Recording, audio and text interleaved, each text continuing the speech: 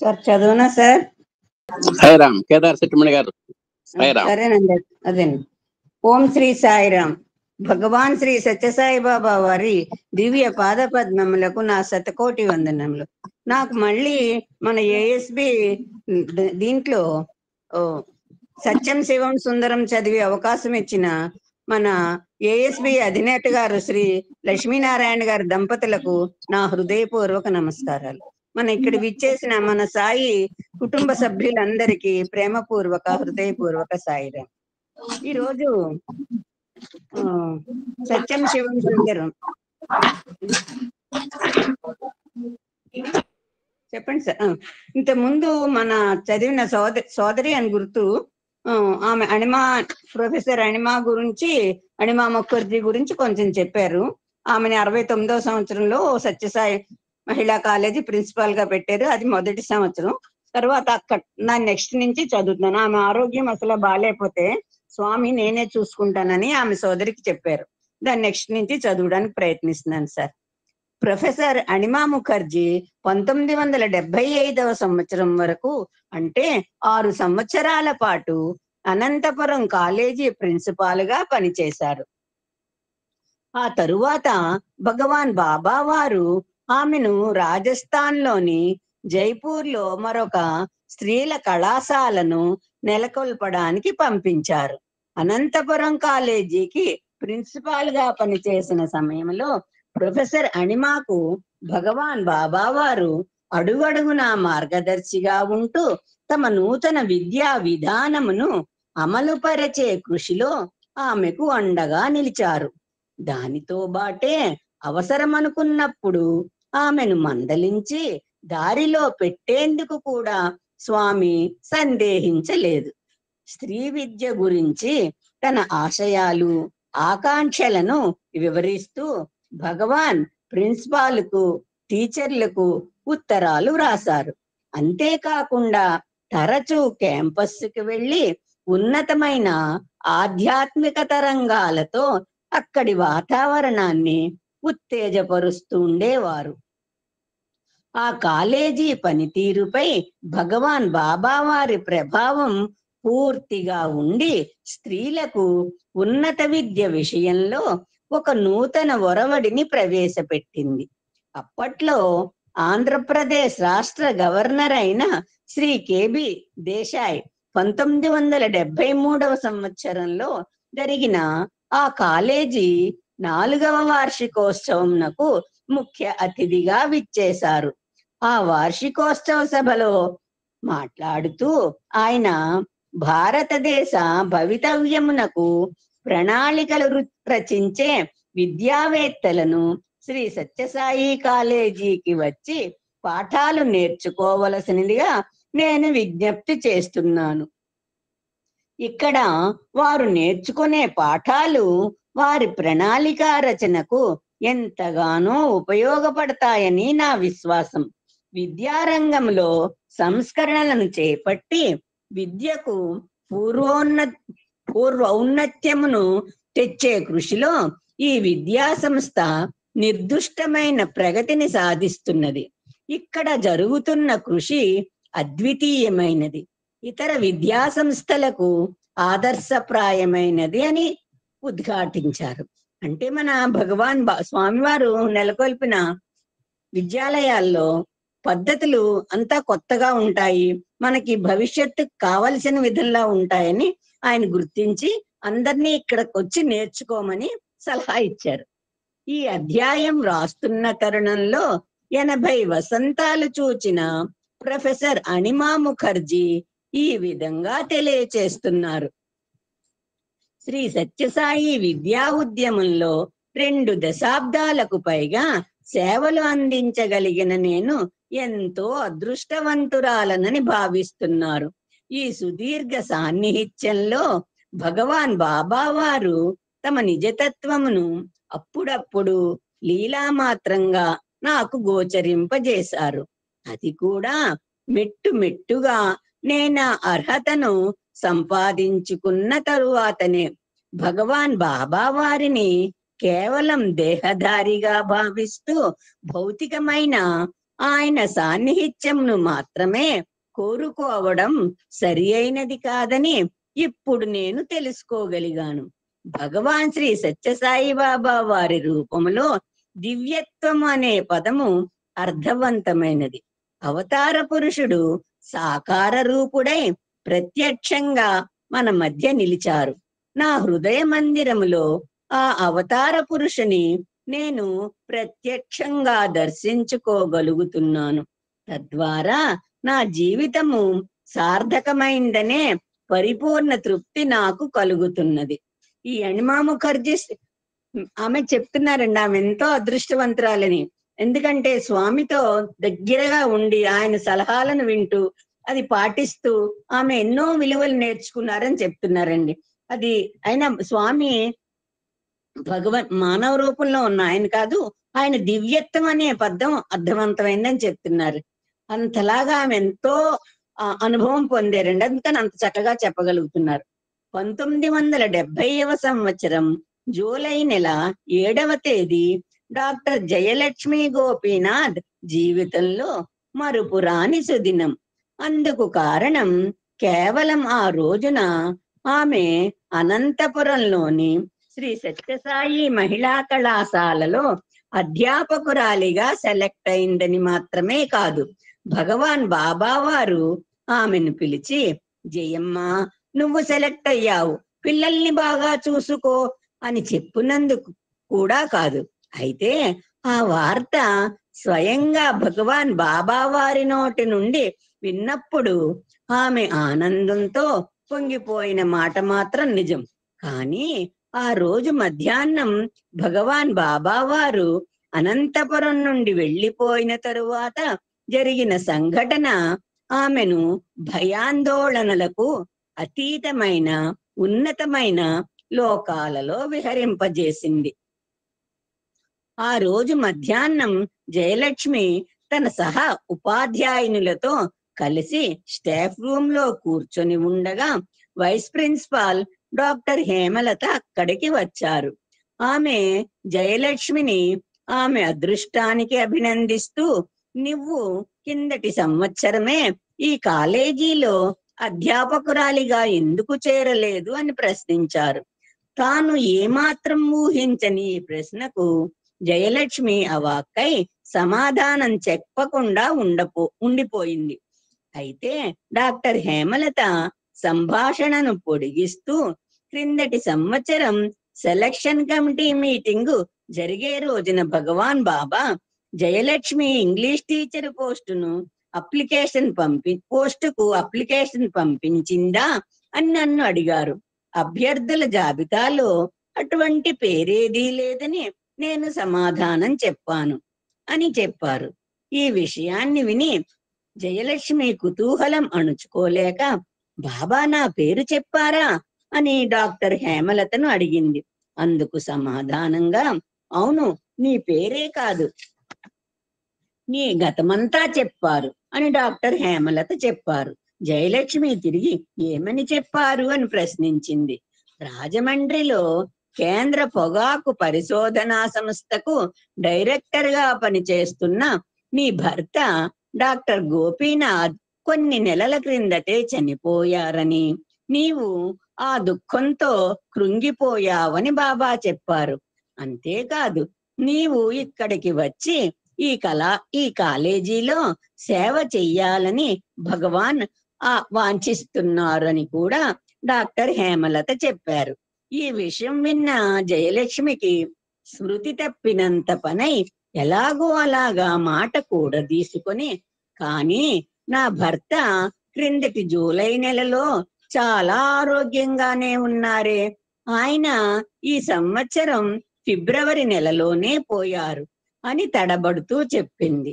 ఆ తరువాత కొంతసేపు నిశ్శబ్దం రాజ్యమేలింది. ఇంతలో ఆ సంభాషణ వింటున్న ఒక అధ్యాపకురాలు లేచి, 7 నెలల తరువాత జరగబోయే సంఘటనను గురించి బాబా ఎలా చెప్పగలరు అని అమాయకంగా ప్రశ్నించింది. ఆ సరికి జయలక్ష్మి పూర్తిగా తేరుకొని తన స్వానుభవం ఆధారంగా భగవాన్ బాబా వారి యందు ఏర్పరచుకున్న పరిపూర్ణ విశ్వాసంతో ఆయనకు సర్వము తెలుసు. ఆయనే మన జీవితాలను నడిపించే డైరెక్టర్. ఆయనకు జీవులందరి భూత భవిష్యత్ వర్తమానాలు తెలుసు అని ఆ ప్రశ్నకు సమాధానం చెప్పింది. ఆమె మాటలలోని అంతరార్థము అక్కడున్న ప్రతి ఒక్కరికి అవగతమై అక్కడి వాతావరణమంతా గంభీరమైన నిశ్శబ్దంతో నిండిపోయింది.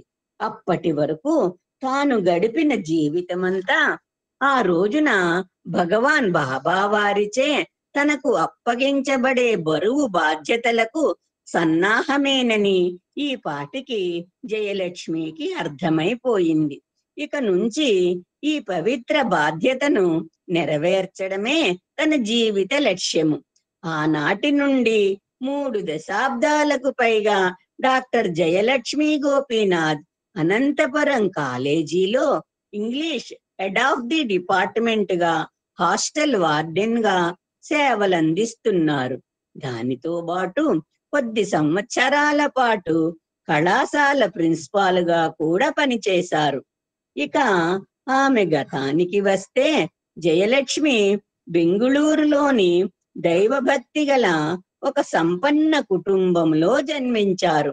శ్రీ కేశవ విఠల్ మరియు శ్రీమతి సరోజమ్మ దంపతులకు గల 3 కుమార్తెలలో ఆమె ఆఖరిది. భారతీయ సంస్కృతి సంప్రదాయములను శ్రద్ధతో అనుసరించే శ్రీ కేశవ విఠల్ మానవ సంబంధ వ్యవహారాలలో చాలా దూరంగా వ్యవహరించేవారు.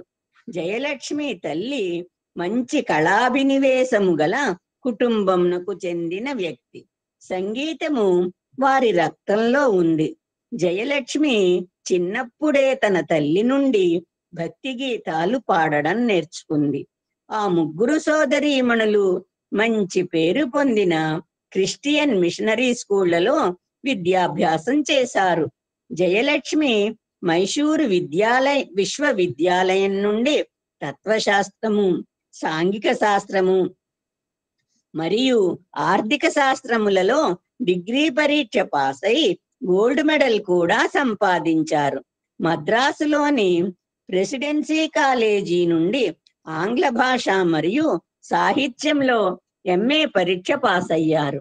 అంతేకాకుండా ఆ పరీక్ష పాస్ అయిన విద్యార్థినులందరిలో అగ్రశ్రేణిలో నిలిచారు. 1984వ సంవత్సరములో శ్రీ కేశవ విఠల్ పదవీ విరమణ చేసి బెంగుళూరులో స్థిరపడ్డారు. అప్పటికి ఆయన పెద్ద కుమార్తెలిద్దరికీ వివాహాలు అయిపోయాయి.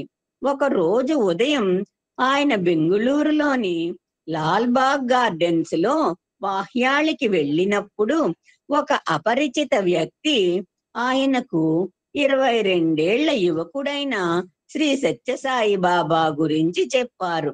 ఆయన వెంటనే తన భార్య మరియు చిన్న కుమార్తెతో కలిసి ఆ సమయంలో బాబా ఉంటున్న కాఫీ తోటల యజమాని శ్రీమతి సాకమ్మ ఇంటికి వెళ్ళి ఆయన దర్శనం చేసుకున్నారు. ఆ ప్రథమ దర్శనంలోనే ఆ కుటుంబానికి భగవాన్ శ్రీ సత్యసాయి బాబా వారితో శాశ్వతమైన బంధము ఏర్పడింది. భగవాన్ బాబా వారు బెంగుళూరులో ఉన్నంత కాలము ఆ కుటుంబము ప్రతిరోజు శ్రీమతి సాకమ్మ ఇంటికి వెళ్ళి ఆయన దర్శనం చేసుకుంటుండేవారు. ఒక్కొక్కప్పుడు భగవాన్ కొందరు భక్తులతో కలిసి లాల్బాగ్ వెళ్ళినప్పుడు వారు కూడా ఆయన వెంట వెళ్ళేవారు. 100 ఎకరాల మేర విస్తరించి ఉన్న ఆ తోటలో వారు ప్రకృతి మాత ఒడిలో జనం అంతగా లేని ఒక మూల కూర్చొని భగవాన్ బాబా వారి దివ్య దర్శనం చేసుకుంటూ అలౌకికమైన ఆనందమును అనుభవించేవారు. ఆ ప్రశాంత వాతావరణంలో ఒక రోజున భగవాన్ బాబా మొట్టమొదటిసారిగా జయలక్ష్మిని ఒక పాట పాడమని కోరారు. ఆ సందర్భంలో ఆమెకు విశ్వకవి రవీంద్రనాథ్ ఠాగూర్ యొక్క సుప్రసిద్ధ కవిత గీతాంజలిలోని ఈ క్రింది పంక్తులు జ్ఞాపకం వచ్చాయి. When thou commandest me to sing, it seems my heart would break with pride, and I look to thy face, and tears come to my eyes. దీని భావం: నీవు నన్ను పాట పాడమని ఆజ్ఞాపించగానే నా హృదయం గర్వంతో పొంగి పొరలి బ్రద్దలయ్యేలా ఉంది. ఆ తరుణంలో నీ ముఖం వైపు చూడగానే నా కళ్ళల్లో నీళ్లు తిరిగాయి. ఆమె తన భావోద్రేకమును అణుచుకుంటూ తన ప్రియతమ ప్రభువు కోరికను అనుసరించి హృదయపూర్వకంగా ఒక భక్తి గీతము పాడింది.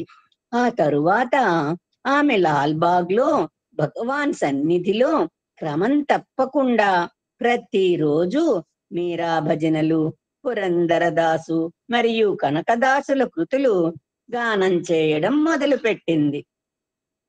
భగవాన్ బాబా వారు బెంగుళూరు నుండి పుట్టపర్తి తిరిగి వెళ్ళిపోయిన తరువాత వారు ముగ్గురు ఆ మారుమూల గ్రామానికి తరచూ వెళ్ళడం ప్రారంభించారు. అప్పట్లో పుట్టపర్తిలో పరిస్థితి కనీస సౌకర్యాలు కూడా లేని రాతియుగం పరిస్థితికి దగ్గరగా ఉండేది. A stone's throw away from the stone age. అయితే వాళ్ళు మాత్రం అసౌకర్యములను ప్రయాణంలోనూ తరువాత పుట్టపర్తిలోనూ కలిగే ఇబ్బందులను వేటిని పట్టించుకునేవారు కాదు. తమ ప్రభువైన భగవాన్ శ్రీ సత్యసాయి బాబా వారితో కలిసి ఉండేటప్పుడు కలిగే సంతోషము, ఆయన దివ్య దర్శనం వలన కలిగే అవధులు లేని ఆనందము ఆ అసౌకర్యములనన్నిటినీ పూర్తిగా మరిపింపజేసేవి. అంతులేని ఆనందముతో పూర్తిగా పరవశులను చేసే ఆ రోజులు శాశ్వతంగా గతంలోనికి వెళ్ళిపోయాయి. అయితే ఆ మధుర క్షణాలు మాత్రం ఇప్పటికీ వారి స్మృతి పదంలో మెదులుతూనే ఉన్నాయి. పాత మందిరంలోను ఆ పరిసర ప్రాంతాలలోను చిత్రావతి సైకత తీరములోను ఆనాడు సాయి ప్రభువు సన్నిధిలో పొందిన దివ్యానుభూతులు ఎన్నెన్నో. వాటిలో రెండింటిని జయలక్ష్మి ఇలా వివరిస్తున్నారు. ఇది చాలా సంవత్సరాల క్రిందట 1948వ సంవత్సరంలో జరిగిన సంఘటన. నేను నా తల్లిదండ్రులతో కలిసి అప్పుడు పుట్టపర్తి వెళ్ళాను. అలనాటి పాత మందిరం ఎటువంటి సౌకర్యములు లేని నిరాడంబరమైన కట్టడం. అందులో చాలా కొద్ది మంది భక్తులకు మాత్రమే వసతి ఉండేది. ఆ సమయంలో నేను, మా అమ్మ, బెంగుళూరు నుండి వచ్చిన ఒక యువతి, ఒక వృద్ధ వితంతు స్త్రీ, మొత్తం నలుగురం కలిసి ముందున్న హాలులో పడుకునేవారము. ఆ హాలుకు ఒక చివరిగా పూజా వేదిక ఉండేది. ఎత్తైన ఆ పూజా వేదికపై వెండితో చేసిన ఆదిశేషుని చుట్టలు చుట్టుకున్న పీఠము, దానిపై శ్రీ షిరిడి సాయి వెండి విగ్రహము అమర్చబడి ఉండేది. ఆ విగ్రహమునకు ఇరువైపులా శ్రీ షిరిడి సాయిబాబా మరియు శ్రీ సత్యసాయి బాబాల నిలువెత్తు తైలవర్ణ చిత్రాలు అమర్చబడి ఉండేవి. ఆ వేదికపై ఇరువైపులా 2 పెద్ద పెద్ద ఇత్తడితో చేసిన దీపపు సెమ్మెలు నిలబెట్టబడి ఉండేవి. వాటిలో రాత్రింబగళ్ళు దీపాలు వెలిగేవి. 2 బాబాల తైలవర్ణ చిత్రములు మరియు షిరిడి సాయిబాబా వెండి విగ్రహములను ఎన్నో పూలదండలతో అలంకరించేవారు. వీటన్నింటిలో ఆ వేదిక చుట్టూ ఒక పవిత్రమైన దివ్య కాంతి మండలం అమరి ఉండేది. అప్పటికి మా అమ్మ, ఆ వృద్ధ వితంతు స్త్రీ ఇద్దరూ పడుకుండిపోయారు. నేను, ఆ యువతి మాత్రం రాత్రి ప్రొద్దుపోయేదాకా స్వామిని గురించి, ఆయన బోధలను గురించి మాట్లాడుకుంటూ ఉండిపోయాం. సుమారు అర్ధరాత్రి అయ్యేటప్పటికి మేమిద్దరం లేచి హాలు యొక్క గ్రిల్ అమర్చబడిన గేటు వద్దకు నడిచి వెళ్ళాము. ఆ రోజుల్లో పుట్టపర్తిలో విద్యుత్ దీపాలు ఉండేవి కావు. అది కృష్ణపక్షం కావడం చేత అంతా బయట చీకటిగా ఉంది. కానీ అక్కడ హఠాత్తుగా వెలుగు కనబడడంతో మేము ఆశ్చర్యపోయాము. మేము గేటు దాటి బయటకు వెళ్ళేటప్పటికి మందిరం చుట్టూ పరిసరాలే కాక మొత్తం గ్రామమంతా దేదీప్యమానమైన ఒక దివ్య కాంతిలో మునిగిపోయిందా అనిపించింది. ఆ అద్భుత దృశ్యం చూచి మా కళ్ళను మేమే నమ్మలేకపోయాము. అంతేకాదు, పుట్టపర్తి గ్రామం చుట్టూ ఉన్న కొండలన్నీ జా జాజ్వల్యమానమైన జాజ్వల్యమానమైన కాంతితో కళ్ళు మిరిమిట్లు గొలుపుతున్నాయి. ఆ దివ్యకాంతి ఇంచుమించుగా మమ్మల్ని అంధులను చేసి వేసింది. ఆ కొండల చుట్టూ ఆవరించి ఉన్న అద్భుతమైన దివ్య కాంతి వలయం మొత్తం పుట్టపర్తి గ్రామాన్నే వెలుగులో నింపివేసింది. మరునాడు ఉదయం భగవాన్ బాబా వారు నన్ను పిలిచి ఏమి సమాచారం అని అడిగేటప్పటికీ నాకు నోటి మాట రాలేదు. కొంతసేపైన తరువాత తేరుకొని అంత క్రితం రాత్రి మేము చూసిన అద్భుత దృశ్యమును గురించి ఆయనకు వివరించాను. అప్పుడు బాబా చిరునవ్వు నవ్వుతూ, ప్రజలు గుర్తించినా గుర్తించకపోయినా ఆ కొండల చుట్టూ ఆ దేదీప్యమైన కాంతి ఎల్లప్పుడూ ఉన్నది. అది దిగ్బంధనము, అంటే సమస్తమైన దుష్ట శక్తులు మరియు దుష్ప్రభావములను నివారించి ఈ పుణ్యస్థలంలో ప్రవేశించకుండా చేసే పవిత్రమైన కాంతి అని ఉద్ఘాటించారు.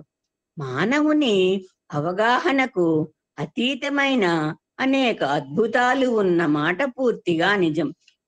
ఈ దృశ్యం మనం కళ్ళ ముందు ఊహించుకుంటే మనకే ఎంతో ఆశ్చర్యంగా అనిపిస్తుంది. నాకు మాత్రం చదువుతుంటే అలాగ అనిపిస్తుంది సాయిరాం. మనందరికీ కూడా అలా అనిపించాలని నా ఉద్దేశం. అంటే మనం అందులో లీనం అవ్వాలి. ఏంటి మనం వింటున్నాం, మనకు అక్కడ ఏంటి తెలుస్తుందని. నిజంగా అదంతా దివ్యమైన కాంతితో ఉందంటే ఒక్కసారి ఊహించుకుంటే అసలు మనకి ఆనందం పట్టలేమేమో అనిపిస్తుంది అనమాట. అందరూ అలా ఊహించుకోండి సాయిరాం, కళ్ళు మూసుకొని. చక్కగా అందరికీ కనపడుతుంది. ఇక రెండవ లీల భగవాన్ బాబా వారి దివ్య సన్నిధిలోనే జరిగింది. ఒకసారి మేము పుట్టపర్తి వచ్చి కారు దిగేటప్పటికి భగవాన్ బాబా వారు తమ అలవాటు ప్రకారం చిరునవ్వు నవ్వుతూ మాకు స్వాగతం పలకడానికి మందిరం వెలుపల నిలుచుని ఉన్నారు. మేము మందిరంలోనికి వెళ్ళగానే భగవాన్ నా వైపు చూసి జయమ్మ పాటలు పాడు అని అడిగారు. భగవాన్ సన్నిధిలో పాటలు పాడాలంటే నాకెప్పుడూ భయమే. అయితే ఇప్పుడు ఈ విధంగా అడుగుతారని నేను బొత్తిగా ఊహించలేదు. ఏమైతే నేను కొంచెం ధైర్యం తెచ్చుకొని మొదట ఒక మీరా భజన పాడాను. ఆ పాట స్వామికి చాలా నచ్చింది. నేను ఆ పాట పాడుతుండగా చాలా ఆశ్చర్యకరంగా శ్రీ షిరిడి సాయిబాబా పటానికి వేసిన పూలదండ నెమ్మదిగా ఇటు అటు ఊగడం మొదలుపెట్టింది. క్రమంగా పాట వేగం పుంజుకోగానే బాబా నిలువెత్తు చిత్రపటానికి వేసిన ఆ పెద్ద దండ కూడా చాలా వేగంగా ఊగుతూ చివరకు పాట పూర్తయ్యేసరికి తెగి క్రింద పడిపోయింది. అప్పుడు బాబా నా వైపు చాలా ఆనందంగా చూచి కరుణాపూరితమైన చిరునవ్వు నవ్వుతూ మరొక పాట పాడమని అడిగారు. ఈ మారు భగవాన్ సత్యసాయి బాబా వారి పటానికి వేసిన దండలు అదే విధంగా ఊగుతూ పాట పూర్తయ్యేసరికి తెగి క్రింద పడిపోయాయి. స్వామి మళ్ళీ ఇంకొకసారి పాట పాడమని ఆజ్ఞాపించారు. అద్భుతమైన స్వామి లీలకు ఆనందంతో పొంగిపోతూ నేను నా హృదయంలోని ఆర్తినంతా స్వామికి నివేదించుకుంటూ మరొక పాట పాడాను. ఆసారి నేను పాట పాడుతుండగా శ్రీ షిరిడి సాయిబాబా వారి విగ్రహమునకు వేసిన దండలన్నీ ఒకదాని తర్వాత ఒకటి చాలా అందంగా జారి పడిపోయాయి. నా పాట పూర్తయ్యేసరికి మొత్తం పూలదండలన్నీ పూజావేదికపై ఒకదానిపై ఒకటి గుట్టలా పడిపోయాయి. నేను ఆనందంతో ఉబ్బి తబ్బిబ్బయ్యాను. అప్పుడు భగవాన్ బాబా నా తండ్రి వైపు, నా వైపు మార్చి మార్చి చూస్తూ, చూసారా అని వ్యాఖ్యానించారు. భగవాన్ బాబా వారి అర్థవంతమైన ఒక్క చల్లని మాటతో మా ప్రయాణ బడలిక అంతా తీరిపోయింది. ఆ రోజుల్లో జరిగిన అటువంటి అద్భుత లీలలతో ఏకంగా మరొక గ్రంథమే వ్రాయవచ్చు. జయలక్ష్మికి 1953వ సంవత్సరం సెప్టెంబర్ నెలలో డాక్టర్ గోపీనాథ్తో వివాహమైంది. డాక్టర్ గోపీనాథ్ అప్పట్లో రాజమండ్రిలోని కేంద్ర పొగాకు పరిశోధనా సంస్థకు డైరెక్టరుగా పనిచేస్తుండేవారు. అందువలన వివాహమైన తరువాత ఆ దంపతులు రాజమండ్రిలో కాపురం పెట్టారు. భగవాన్ రాజమండ్రి వెళ్ళినప్పుడల్లా గోపీనాథ్ దంపతుల ఇంటికి వెళుతుండేవారు. భగవాన్ బాబా వారి మాటలలోని అర్థమేమిటో నాకు తెలియడం లేదు, కానీ జయ తాను నెలకొల్పబోయే అనంతపురం మహిళా కళాశాలలో సేవ చెయ్యాలని స్వామి ఎప్పుడూ నాతో అంటుండేవారు అని శ్రీ కేశవ్ విఠల్ తరచూ తన అల్లుడు గోపీనాథ్కు ఉత్తరాలు వ్రాస్తుండేవారు. ఈ విషయం స్వామి అనంతపురంలో కాలేజీ నెలకొల్పడానికి చాలా సంవత్సరాల ముందే జరిగింది. 1964వ సంవత్సరంలో భగవాన్ బాబా రాజమండ్రిలోని డాక్టర్ గోపీనాథ్ ఇంటికి వెళ్ళినప్పుడు, స్వామి మీకెప్పుడు కావలస్తే అప్పుడు జయను మీ కాలేజీలో పనిచేయడానికి తీసుకుని వెళ్ళండి అని ఆయన స్వామికి విన్నవించుకున్నారు. అయితే అప్పట్లో బాబా, నేను ఇక్కడ నుంచి జయను తీసుకుని వెళ్ళిపోతే నిన్ను ఎవరు చూసుకుంటారు అని ప్రశ్నించారు. తరువాత 1971 సంవత్సరం అక్టోబరు నెల వరకు ఈ విషయం అందరూ మరచిపోయారు. 1964వ సంవత్సరంలో జయలక్ష్మి తల్లి చనిపోయిన తరువాత తండ్రి కేశవ్ విఠల్ భగవాన్ బాబా వారి ఆజ్ఞను అనుసరించి బృందావనంలో స్థిరపడ్డారు. ఒక రోజున తనతో ఉంటున్న తన కుమార్తెతో శ్రీ కేశవ్ విఠల్ చాలా విచారంగా, సుమారు 15 సంవత్సరాల క్రితం భగవాన్ బాబా వారు తనకు ప్రసాదించిన బాబా రూపం ముద్రించబడిన వెండి పతకము కనబడటం లేదని, దానిని తాను ఎక్కడో పెట్టి మరిచిపోయానని చెప్పారు. ఆయన ఆ వెండి పతకమునకు ప్రతిరోజు ఉదయం అభిషేకం చేసేవారు. ఆ రోజు సాయంత్రమే శ్రీ కేశవ్ విఠల్ మళ్ళీ జయలక్ష్మి వద్దకు వచ్చి చాలా సంతోషంగా, జయ, స్వామి కరుణామయులు, ఈ రోజు ఉదయం నిన్ను కలిసిన తరువాత నేను మళ్ళీ ఆ పతకం కొరకు వెతకడం మొదలు పెట్టాను. ఇంతలో ఎవరివో అడుగులు చప్పుడు వినబడగానే నేను తల ఎత్తి పైకి చూచేటప్పటికి స్వామి నా ఎదుట నిలబడి ఉన్నారు. నీవు దేని కొరకు వెతుకుతున్నావో నాకు తెలుసు. చెప్పండి సార్. ఈ పేరా ఇంతలో చెప్తారు, పేరా ఇంతలో దాటి నేను చెప్తాను. సరే సార్. ఈ రోజు తెల్లవారుజామున సరోజమ్మ నా దగ్గరకు వచ్చి అన్ని విషయాలు చెప్పింది. నేను నీకిచ్చిన వెండి పతకమును నీవు పోగొట్టుకున్నావు. ప్రతిరోజు ఉదయం ఆ పతకములోని బాబా మూర్తికి అభిషేకము చేసి ఆ పవిత్ర జలమును త్రాగకపోతే నీ ఆరోగ్యం పాడవుతుందని ఆమె చాలా ఆందోళన పడిపోయింది. దానిని వెంటనే తిరిగి తెప్పించమని ఆమె నన్ను వేడుకుంది. విఠలరావు, విచారించకు, నీ భార్య సదా నిన్ను కనిపెట్టుకొని ఉండి దేవత వలె నిన్ను రక్షిస్తూ ఉంటుంది. ఆమె ఎల్లప్పుడూ నీ వెంటనే ఉండి నీ క్షేమ సమాచారములు కనుక్కుంటూ ఉంటుంది అని నాతో చెప్పారు. ఇక ఆ వెండి పతకము విషయానికి వస్తే, తాను పండరీపురం వెళ్ళి వచ్చిన తరువాత కొద్ది రోజులలోనే దానిని తెప్పించి ఇస్తానని చెప్పారు అని వెల్లడించారు. చెప్పండి సార్. ఇక్కడికి అయిపోయింది, టైం కూడా అయిపోయింది. Okay, conclude. నువ్వు అయిన తర్వాత మాట్లాడతావు. మాట్లాడమంటారా సార్, చదవమంటారా? అయిపోయింది టైం ఇది. సరే సార్. సరే, నేను ఒకటి చిన్నది చెప్తాను సార్. నాకు నిన్న చాలా కడుపు నొప్పి వచ్చింది సార్, నీకు చెప్పలేను, నడలేకపోయాను కూడా అసలు.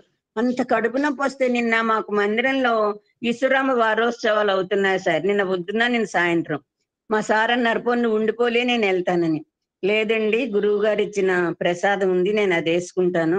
ఆ ప్రసాదం వేసుకొని ఎక్కడ నొప్పి వస్తుందో అక్కడ అంతా రాసుకొని వెళ్ళాను సార్. మధ్యాహ్నానికి కూడా కొంచెం ఎక్కువ ఉంది, మధ్యాహ్నం కూడా మళ్ళీ రాసుకున్నాను సార్. మళ్ళీ రాత్రి పడుకున్నప్పుడు కూడా రాసుకొని నోట్లో వేసుకొని పడుకున్నాను సార్. నమ్మండి, ఎందుకంటే ఇది స్వయంగా నా అనుభవం. ఉదయానికి అసలు ఏ కడుపు నొప్పి లేదు సార్. అసలు నడవలేకపోయానండి, అడుగు తీసి అడుగేయడం ఎంత కష్టమైందో చెప్పలేను. ఎందుకు స్వామి ఇంత కడుపు నొప్పి ఇస్తున్నావు నాకని చాలా ఏడ్చాను రాత్రి. స్వామి నువ్వే దిక్కు, నువ్వు తప్ప నాకు ఇంకెవ్వరూ లేరని ఏడుస్తూ పడుకున్నాను సార్. తెల్లవారికి చక్కగా కడుపు నొప్పి తగ్గింది సార్. సార్, ఇదంతా మీరు ఇచ్చిన ప్రసాదం వల్లనే నాకు చాలా మంచి అభిప్రాయం sir. Thank you very much sir. Sairam. Thank you sister, thank you sister. నీలాంటి అక్క నాకు ఎక్కడ దొరకాలి? మీ అంత మా మంచి కోరుకునే వాళ్ళు మాకు మాత్రం ఎవరున్నారు సార్? నేను స్వామి దగ్గర అదే వచ్చాను సార్. స్వామి నువ్వు తప్ప ఎవ్వరూ లేదని. బాగా చెప్పి, మనం ఎటువంటి సొసైటీలో బతుకుతున్నాం నీకు తెలుసు, నాకు తెలుసమ్మా. అవును సార్. నీలాంటి అక్క దొరుకుని నా అదృష్టం నిజంగా. చాలా అదృష్టం సార్ నిజంగా. రాత్రి నేను చాలా ఏడుస్తూనే పడుకున్నాను. Thank you very much sir. Thank you అక్క. సార్ అన్న పూజ గారు, అక్క అంటే తమ్ముడు అనంతే. ఇప్పుడు జయలక్ష్మి గోపీనాథ్ అంటే మనం ఆవిడ జయలక్ష్మి ఆ తర్వాత రాటికొండ వెళ్తే ఇమీడియట్ మొదలు పెట్టమ్మా. Be ready. నువ్వు టైం దగ్గర పెట్టుకో. టైం అయిపోయింది చెప్తే బాగుండదు మీకు. Okay sir. జయలక్ష్మి గోపీనాథ్ ఒక పుస్తకం చదివామండి, ఎవరికైనా గుర్తుందా? నిలబడి పాత వాళ్ళు అయితే గుర్తుంటుందండి, కొత్త వాళ్ళు అసలు గుర్తున్నారు. ఆలోచించకండి కొత్త వాళ్ళు. నా ఓల్డెన్ డేస్ లో వాళ్ళు అయితే ఎవరికైనా గుర్తుండాలి.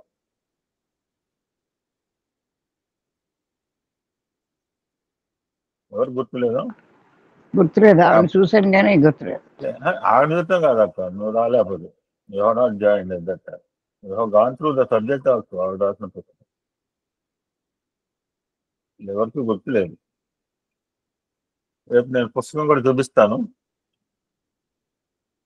నేను స్వామి బర్త్డే ముందు 2020లో ఐ స్టార్టెడ్ దిస్ ప్రోగ్రామ్. అది నేను మొదలుపెట్టినప్పుడు కొంతమంది నన్ను వెనక్కి లాగే ప్రయత్నం కూడా చేశారు. చాలా మంది ఇప్పటికే లాగుతూనే ఉంటారు, అయినా నేను ముందుకు పోతూనే ఉంటాను. మీరు ఎంత లాగినా నేను అంత ముందుకు పోతా. మీరు ఎంత వెనక్కి లాగితే నేను అంత ముందుకు పోతా. ఎందుకంటే అది కూడా స్వామి యొక్క జీవిత చరిత్ర పుస్తకము. ఒకరి దగ్గర ఉంది ఆ పుస్తకం, ఇప్పుడు ఒకరి ఇంట్లో ఉంది. అది ఆవిడ ఇక్కడే ఉంది కానీ మాట్లాడట్లేదు. నేను I don't want to tell the name. Jayalakshmi Gopinath పుస్తకం చూడండి, ఎవరైనా చూసి రేపనే చెప్పండి. దానికి డిఎస్ శాస్త్రి గారికి సంబంధం ఉంటుంది. నేను అదే అనుకుంటున్నాను గ్రంథము. ఓకే, రాచకొండ లలిత. ఓం శ్రీ సాయిరామ్. అందరికీ సాయిరామ్ అండి. ఈ వృత్తాంతమును విన్న జయలక్ష్మి కళ్ళలో నీళ్లు తిరిగాయి. ప్రేమమూర్తి అయిన తల్లి మరియు ప్రియతమ ప్రభువు సాయి పట్ల ఆమె హృదయంలో కృతజ్ఞతాభావము నెలకొన్నది. తన తండ్రి మళ్ళీ సంతోషంగా ఉండడం చూచి ఆమె ఆనందించింది.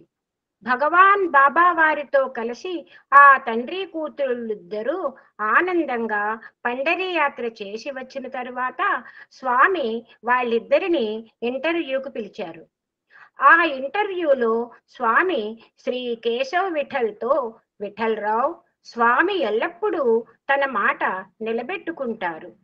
నీకు ఆ వెండి పతకము తిరిగి ఇచ్చేలోపుగా నీ భార్య సరోజమ్మ నాతో ఏమి చెప్పిందో నీకు చెబుతాను. ఆమె, స్వామి, ఆ వెండి పతకము ఒక్కటే కాక నా భర్త ఆ పతకములో చెక్కబడిన మీ రూపునకు పూజ చేసి సమర్పించిన 2 ఎండిపోయిన మల్లెపూలు కూడా ఉన్నాయి. ఇంకా మీరు మీ చేతితో స్పృశించి ఆశీర్వదించిన ఒక అనాకాసు కూడా ఉన్నది అని చెప్పింది. ఇప్పుడు నేను ఆ వెండి భరిణెను అందులో ఉండే వస్తువులతో సహా సృష్టించి నీకు ఇస్తాను అని చెప్పారు. అలా చెబుతూ ఆ తండ్రి కూతుళ్ళు ఇద్దరు ఊపిరి బిగపట్టి చూస్తుండగా స్వామి తన కుడి చేతిని 3 మార్లు గుండ్రంగా తిప్పారు. వెంటనే ఆయన అరచేతిలో ఆ వెండి భరిణ ప్రత్యక్షమైంది. అప్పుడు బాబా ఆ భరిణ మూత తీసి అందులో ఉన్న వెండి పతకము, 2 ఎండిన మల్లెపూలు మరియు ఒక అనాకాసును వారికి చూపించారు. ఆ భరిణను దానిలో ఉండే వస్తువులతో పాటు శ్రీ కేశవ విఠలకు ఇస్తూ, ఇకపై అజాగ్రత్తగా ఉండకు, దీనిని భద్రంగా దాచుకో, నీ ఆరోగ్యం గురించి సరోజమ్మ చాలా ఆందోళన చెందుతోంది అని చెప్పారు. శ్రీ కేశవ విఠల్, ఆయన కుమార్తె జయమ్మ ఆనందము, కృతజ్ఞత మిళితమైన అశ్రువులతో తమ శాశ్వత రక్షకుడైన భగవాన్ శ్రీ సత్యసాయి బాబా వారి పాదములపై వ్రాలారు. ఆ తరువాత శ్రీ కేశవ్ విఠల్ బృందావనానికి తిరిగి వచ్చి స్వామి సేవలో స్థిరపడ్డారు. జయలక్ష్మి రాజమండ్రిలో తన భర్త వద్దకు తిరిగి వెళ్ళిపోయింది. సంవత్సరాలు వేగంగా పోయాయి. 1971వ సంవత్సరములో డాక్టర్ గోపీనాథ్ 3 సంవత్సరాల పాటు విదేశాలలో ఉద్యోగం చేసే నిమిత్తమై ఇరాన్ దేశమునకు వెళ్ళాలని సన్నాహాలు మొదలుపెట్టారు. తాను విదేశాలలో ఉండే సమయంలో తన భార్య జయలక్ష్మి ఎక్కడ ఉండాలి అనే విషయమును గురించి ఆయన భగవాన్ బాబా వారిని అడుగుదామనుకున్నారు. అందుకొరకు ఆయన బృందావనం వెళ్ళి తన సందేహమును స్వామికి నివేదించుకోగా, స్వామి ఆయన చేయి పట్టుకుని ఒక మూలకు తీసుకుని వెళ్ళి అక్కడ ఒక బల్లపై నిలుపబడిన త్వరలో తాను నెలకొల్పబోయే అనంతపురం మహిళా కళాశాల యొక్క నమూనాను చూపిస్తూ, నువ్వేమీ ఆందోళన చెందకు, నువ్వు విదేశాలకు వెళ్ళినప్పుడు జయమ్మ ఈ కాలేజీలో ఉంటుంది. ఈ కళాశాల ప్రాంగణంలో వాచ్మెన్లు తప్పించి మగవాళ్ళు ఎవరూ ఉండరు అని భరోసా ఇచ్చారు. అంతే, ఒక్క క్షణంలో డాక్టర్ గోపీనాథ్ యొక్క ఆందోళన అంతా మటుమాయమైంది. అయితే గోపీనాథ్ యొక్క ఇరాన్ ప్రయాణం కాగితాల వరకే పరిమితమయ్యింది. ఆయనకు గుండె జబ్బు వచ్చి 6 వారాల పాటు రాజమండ్రిలోని ఒక ప్రైవేటు నర్సింగ్ హోంలో చికిత్స పొందిన తరువాత 22/2/1972వ తేదీన మరణించారు. డాక్టర్ గోపీనాథ్ హాస్పిటల్లో చికిత్స పొందుతూ ఉండగా భగవాన్ బాబా శ్రీ కారుణ్యానంద ద్వారా 2 ఉత్తరాలు పంపించారు. అందులో ఒకటి ఆయనకు, రెండవది ఆయన భార్య జయలక్ష్మికి. డాక్టర్ గోపీనాథ్కు వ్రాసిన ఉత్తరంలో స్వామి ఆయనపై దివ్య ప్రేమామృతమును వర్షించారు. అంతేకాకుండా స్వామి హృదయంలో ఆయనకు స్థానం ఉన్నదని, ఆయనను ఎట్టి చింత పెట్టుకోవద్దని సలహా ఇచ్చారు. అయితే జయలక్ష్మికి వ్రాసిన ఉత్తరంలో అసలు ఆమె భర్త అనారోగ్యమును గురించిన ప్రస్తావనే లేదు. ఆమెను ధైర్యంగా ఉండమని మాత్రం వ్రాశారు. తన భర్త చనిపోయిన తరువాత 3వ రోజున జయలక్ష్మి బృందావనం వెళ్ళి భగవాన్ దర్శనం చేసుకున్నారు. బాబా దూరం నుండే ఆమె వైపు ఆప్యాయంగా చూశారు.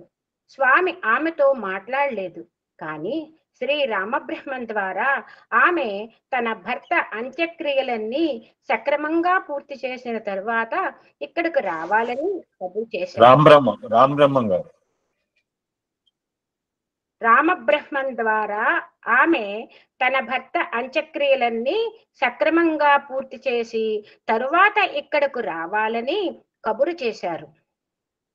జయలక్ష్మి స్వామి ఆదేశానుసారం భర్త అంత్యక్రియలు పూర్తయిన తరువాత బృందావనం చేరుకుంది.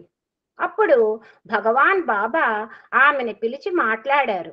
ఆ రోజు ఉదయం స్వామి ఆమెతో ఎంతో దయార్ద్ర హృదయంతో మాట్లాడారు. ఆ సంభాషణ మధ్యలో ఆమె కొంచెం ధైర్యం చేసి స్వామిని, స్వామి, నా భర్త చనిపోయిన వెంటనే నేను ఇక్కడికి వచ్చినప్పుడు నాతో మీరు ఎందుకు మాట్లాడలేదు అని అడిగింది. దానికి సమాధానం చెబుతూ భగవాన్ బాబా, నువ్వు ఏడుస్తూ ఉంటే నేను చూసి తట్టుకోలేను అని చెప్పారు. అవతారమూర్తి యొక్క హృదయం మానవుల దుఃఖమును చూచి అస్సలు ఓర్చుకోలేదు. తరువాత స్వామి జయలక్ష్మిని తన తండ్రికి టెలిగ్రామ్ ఇచ్చి పిలిపించమన్నారు. ఆ సమయంలో శ్రీ కేశవ్ విఠల్ తిరునల్వేలిలో తన పెద్ద కుమార్తె ఇంటి వద్ద ఉన్నారు. ఆయన ఆ టెలిగ్రామ్ అందుకుని బృందావనం రాగానే స్వామి ఆయనను జయలక్ష్మిని ఇంటర్వ్యూకు పిలిచారు. ఆ ఇంటర్వ్యూలో స్వామి ఆమెను, జయమ్మ, ఇక నువ్వు ఎక్కడ ఉందామనుకుంటున్నావు అని ప్రశ్నించారు. వెంటనే ఆమె, నేను స్వామితోనే ఉందామనుకుంటున్నాను అని సమాధానం చెప్పింది. స్వామి మళ్ళీ శ్రీ విఠల్ వైపు తిరిగి, నువ్వేమంటావు విఠలరావు అని అడిగారు. అప్పుడు శ్రీ కేశవ్ విఠల్, స్వామి, నాకిప్పటికే 83 సంవత్సరాలు నిండాయి. మీరు తప్పించి జయను సరిగా చూసుకునేవారెవరూ నాకు కనపడలేదు అని స్వామికి నివేదించుకున్నారు. వెంటనే స్వామి వృద్ధుడైన ఆ తండ్రి చేతిని తన 2 చేతుల్లోనికి తీసుకుని, విఠలరావు, చింతించుకు, నేను చివరిదాకా జయమ్మ బావుగోగులు చూసుకుంటాను అని అభయమిచ్చారు. భగవాన్ బాబా వారి ఆ అభయవాక్కు జయమ్మకు కలకాలం జ్ఞాపకం ఉండిపోతుంది. స్వామి మాటలు విన్న ఆ తండ్రి కూతుళ్ళు కృతజ్ఞతాపూర్వకమైన ఆనందాశ్రువులతో ఆయన పాదాల చెంత మ్రోకరిల్లారు. వాడు తమ నుండి సెలవు తీసుకుని వెళ్ళిపోయేలోగా స్వామి మళ్ళీ, నేను జయమ్మను అనంతపురం కాలేజీకి తీసుకుని వెడతాను అని చెప్పారు. అది డాక్టర్ జయలక్ష్మి గోపీనాథ్ భగవాన్ ఎంచుకున్న అధ్యాపకురాలుగా మారిన వైనం. భగవాన్ శ్రీ సత్యసాయి బాబా వారి అవతారోద్యమానికి అంకితమైన ఆమె జీవితం గత 3 దశాబ్దాలలో ఆ విద్యామందిరం నుండి ఉత్తీర్ణులైన వేలాది మందిల యువతుల జీవితాలతో అల్లుకొనిపోయి ఉన్నది. భగవాన్ శ్రీ సత్యసాయి బాబా వారు అనంతపురంలోని శ్రీ సత్యసాయి మహిళా కళాశాలకు 2 దశాబ్దాలకు పైగా ప్రిన్సిపాల్గా పనిచేసిన డాక్టర్ హేమలతకు వ్రాసిన ఉత్తరాలలో స్త్రీలను గురించి, స్త్రీ విద్య గురించి అనేక విషయాలు వెల్లడించారు. తెలుగు భాష మరియు సాహిత్యంలో డాక్టర్ పట్టా పొందిన హేమలతకు ధారాళముగా ఒక ప్రవాహము వలె సాగిపోయే చక్కటి తెలుగు భాషలో వ్రాసిన ఈ ఉత్తరాలలో స్వామి స్త్రీ విద్యకు సంబంధించిన, అంటే ముఖ్యంగా భారతదేశంలో అన్ని విషయాలను గురించి తెలియచేశారు. ఆ దివ్య లేఖల నుండి కొన్ని భాగాలను ఇక్కడ ఉదహరించడం జరుగుతుంది. శ్రీ సత్యసాయి మహిళా కళాశాల నెలకొల్పుటలో గల అత్యున్నతమైన ఆదర్శవాదమును గురించి వివరిస్తూ భగవాన్ ఒక ఉత్తరంలో, సమాజమునకు స్త్రీ పునాది వంటిది. ఆమె హృదయము సమస్త సద్గుణములకు నిలయము. సమాజములో నీతి నిజాయితీలను పెంపొందించి భారతీయ సంస్కృతి సంప్రదాయముల యొక్క ఔన్నత్యమును ప్రపంచానికి చాటి చెప్పాలనే మహోన్నతమైన ఆదర్శముతో నేను ఈ కళాశాలను స్థాపించాను.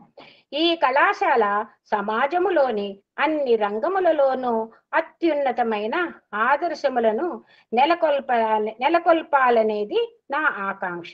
ఈ కళాశాలలో పనిచేసే ఉపాధ్యాయునులు మరియు విద్యాభ్యాసము చేసే విద్యార్థినులు పరస్పర ప్రేమ అవగాహనలతో కలిసి పనిచేయాలి అని ఉద్బోధించారు. విద్యను గురించి భగవాన్ ఈ విధంగా ఆకాంక్షించారు.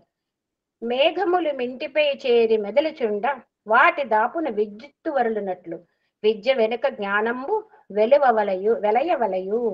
జ్ఞానఫలమును అందించని విద్య అజ్ఞానమనే దట్టమైన పొగ క్రమ్ముకున్న అజ్ఞానమనే దట్టమైన పొగ క్రమ్ముకున్న మేఘ సముదాయము వంటిది. ఆత్మిక జ్ఞానము, ప్రపంచ జ్ఞానము లేని కేవల పుస్తక పరిజ్ఞానము వ్యర్థమైనది. విద్యావంతులు సత్యనిరతి, క్షమ, వినయము మరియు దయా వంటి సద్గుణములను పెంపొందించుకొనలేకపోయినా ఎంఏ, ఎంఎస్సి, పిహెచ్డి వంటి డిగ్రీలు కేవలం వారికి శిరోభారమే అవుతాయి. విద్యావంతులు సంకుచిత స్వభావులైన అది విద్యకు అధిదేవత అయిన సరస్వతీదేవికే అగౌరవము, అవమానము. అధ్యాపకులు, విద్యార్థినులు శీలము మరియు ప్రవర్తన విషయంలో భగవాన్ది రాజీ లేని నిశ్చితాభిప్రాయం. ఒక సందర్భంలో ఆయన అధ్యాపకులు తాము స్వయంగా ఆచరించి చూపని ఆదర్శములను బోధించుటకు వారికి అర్హత లేదు. అధ్యాపకులు ఉత్తమ గుణములు, విశాల భావములు కలిగి ఉండాలి. అందుకు భిన్నంగా వారు ద్వేషము, అసూయ, స్వార్థము, ఆడంబరము, గర్వము అనే అల్పబుద్ధుల అడుసులో కూరుకొని పోతే విద్యార్థుల శీలము, క్రమశిక్షణ నాశనమవుతాయి. అటువంటి అధ్యాపకులు ఎంతటి విద్యావంతులైన విద్యార్థులు వారిని గౌరవించని కారణం చేత విద్యార్థులను ఏ విధంగానూ అదుపులో పెట్టలేరు. ఉన్నతమైన విద్యార్హతలతో పాటు ఈ సంస్థలో అధ్యాపకులు దైవభక్తి, పెద్దల యందు గౌరవము, మన సంస్కృతి సాంప్రదాయములందు పూజ్యభావము వంటి సద్గుణములను పెంపొందించుకోవాలి అని ఉద్ఘాటించారు. ఇంకా స్వామి శీలము, సత్ప్రవర్తనల గురించి విద్యార్థులకు గంటల తరబడి విసుగు పుట్టించే ఉపన్యాసములు ఇచ్చే కంటే ఉపాధ్యాయులు తాము బోధిస్తున్న విషయాలను తాము ఆచరించి చూపడం ద్వారా ఆదర్శమును అందించాలి.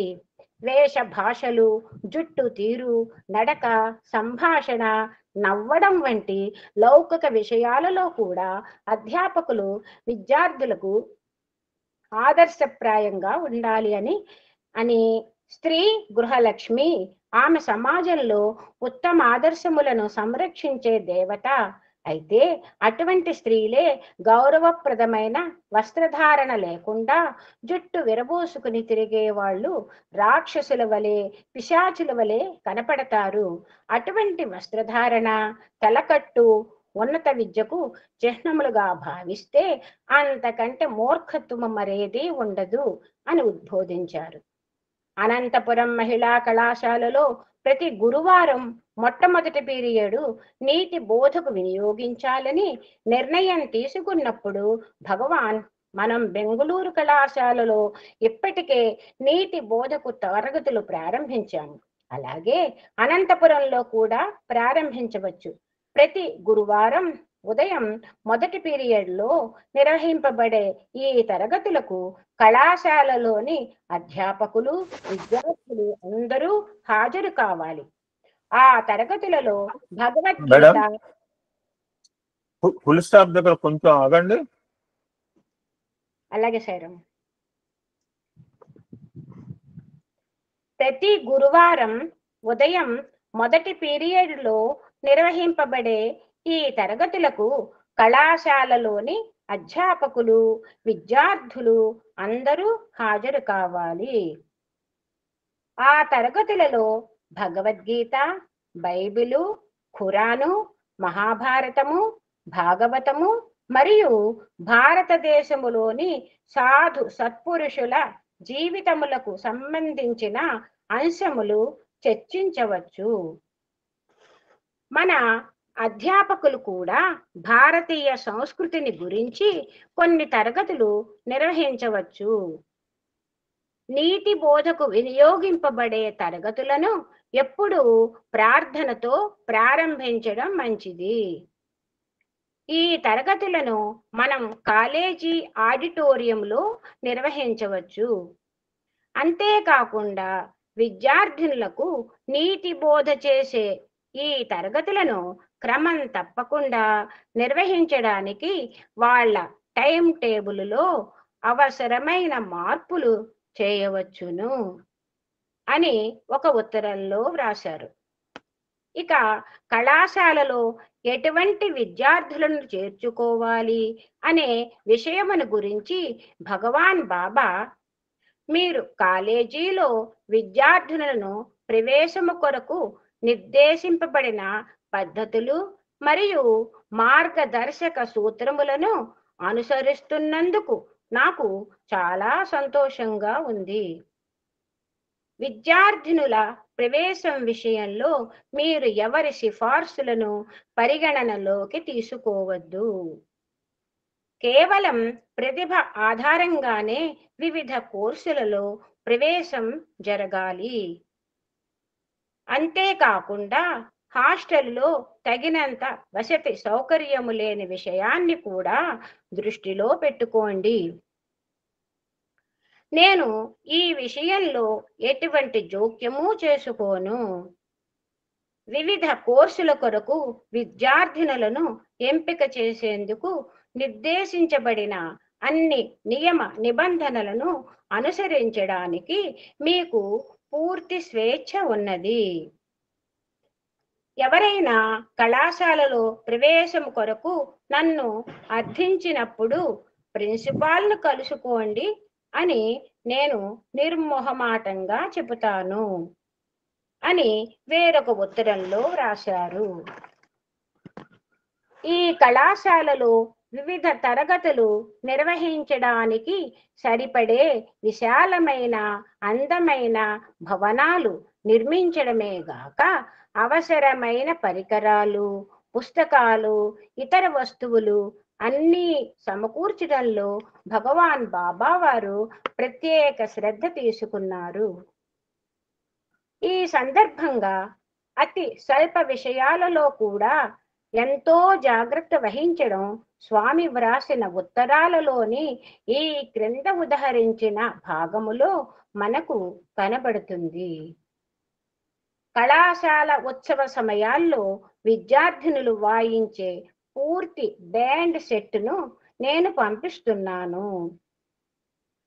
ఇందుకొరకు నేను నూతనమైన వాయిద్యములన్నిటినీ కొనుగోలు చేసిన, ప్రస్తుతం కొద్దిగా ఉపయోగించిన వాయిద్యములనే పంపుతున్నాను. ముఖ్యంగా గాలి ఊదడం ద్వారా వాయించే వాద్యముల విషయంలో విద్యార్థినులు చాలా గట్టిగా ఊదవలసి ఉన్నందున సరికొత్త వాద్యములు వాయించడం వారికి కష్టంగా ఉంటుంది. ఈ క్రొత్త బ్యాండ్ సెట్ను నేను స్వామి జన్మదినోత్సవ సమయానికి పంపుతాను. ఈ లోపుగా అందుబాటులో ఉన్న సమయాన్ని పురస్కరించుకొని మీరు ఒక టీచరును ఈ పనికి ప్రత్యేకంగా నియోగించి వారిచే విద్యార్థినులకు 2-3 ట్యూన్లకు అనుగుణంగా మార్చింగు చేయడం నేర్పించండి.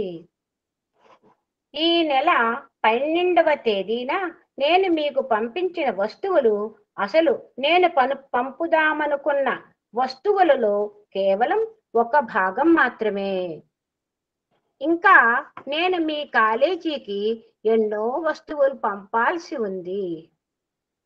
విద్యార్థినుల కొరకు 150 కుర్చీలు, ఉపాధ్యాయునుల కొరకు 16 టేబుల్స్, కుర్చీలు, ఫిజిక్స్ లాబొరేటరీకి, కెమిస్ట్రీ లాబొరేటరీకి చెరి ఒక 8 టేబుల్స్, లాబొరేటరీకి అవసరమైన పరికరాలు, ఇంకా ఇలా ఎన్నో వస్తువులు పంపించాలి. 1-2 రోజులలో ఈ సామానులన్నీ అనంతపురం చేరవచ్చు. ఇవి మీకు అందిన తరువాత ఇంకా ఏమైనా కావాలేమో నాకు తెలియచేయండి. మీకు కావలసిన వస్తువులన్నీ పంపిస్తాను. విద్యార్థినుల కొరకు 1000 నోట్స్ పుస్తకాలు, డైరీలు పంపించాను.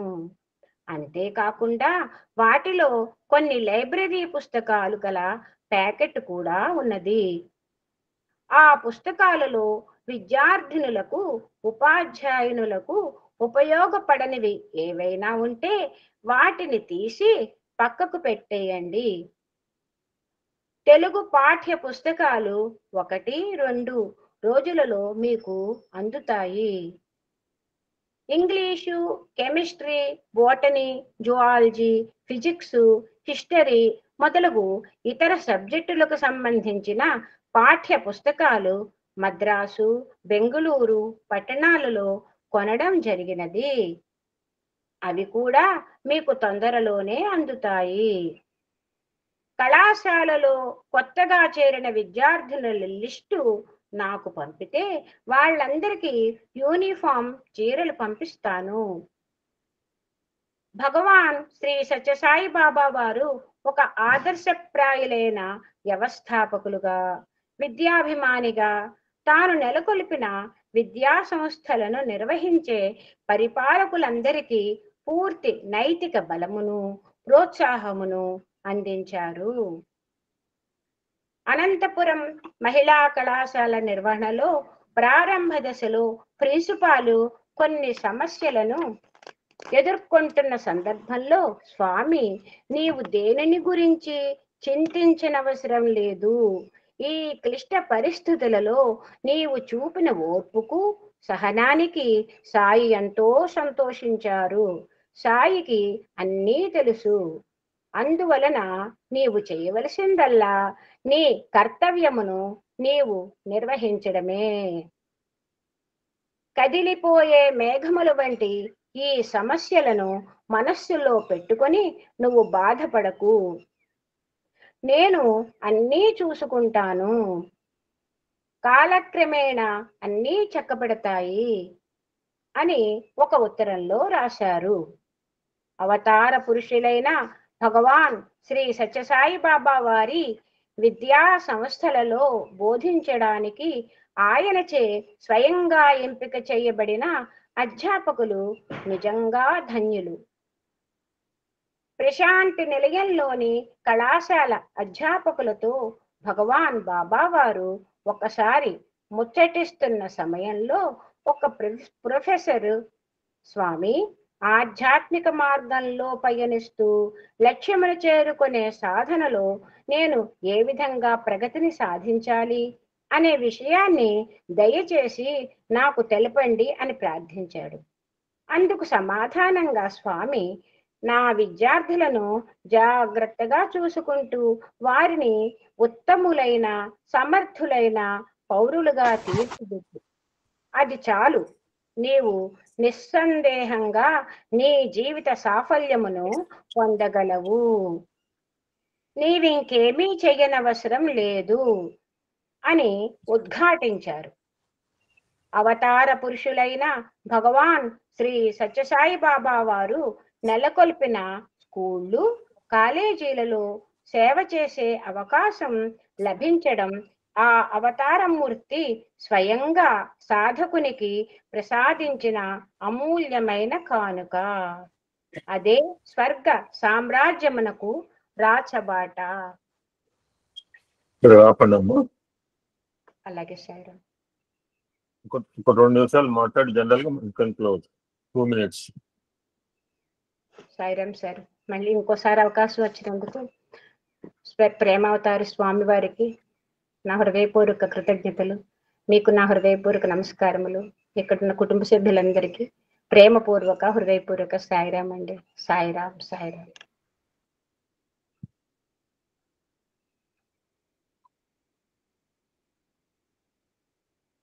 స్వామి సంస్థలో పనిచేసే వాళ్ళు కేవలం ఒక ఉపాధ్యాయులు, టీచర్లే కాదు. Anybody who works in the organisation also, especially Bala Vikas guru. Bala Vikas గురువుస్ అని కాదు, సంస్థలో స్వార్థరహితంగా చేసే వాళ్ళందరూ. నేను చారి గారు, Mrs Lalitha, Kedar Setmani, GL Saraswathi, Koteswara, వీళ్ళంతా డెడికేటెడ్, కమిటెడ్ ఉన్నారు. మనందరూ అదృష్టం. కేవలం అక్కడ స్కూల్లోనే టీచర్లు ఎంతమందికి నేను సీట్లు ఇస్తాను? ప్రపంచంలో అందరు నా దగ్గర చదువుకోలేరు కదా, అందుకని మీద బాల వికాస్ పెట్టుకోమని చెప్పింది స్వామి. That's the reason. మన బాల వికాస్ కూడా స్వామి స్కూల్ లాంటిదే అని అనుకోవాలి. ఆ విధంగా నడపాలి. కంప్యూటర్లు వచ్చిన తర్వాత అంతా నాశనం చేశారు. చారి గారు ఇదివరకు హాయిగా ఉండేది సార్. అవును సార్.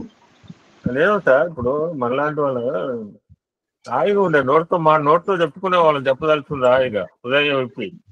ఇప్పుడు హృదయం లేదు, ఏం లేదు, ఎంతసేపు హృదయం లేని తీసుకుని చూపిస్తారు.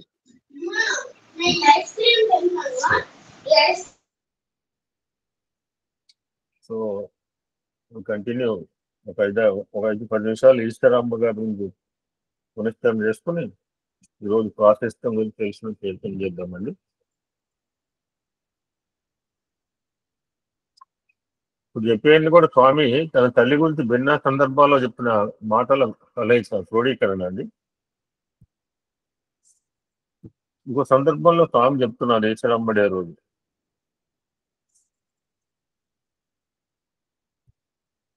ఈ శరీరం మనకు తల్లి అయిన ఈశ్వరమ్మ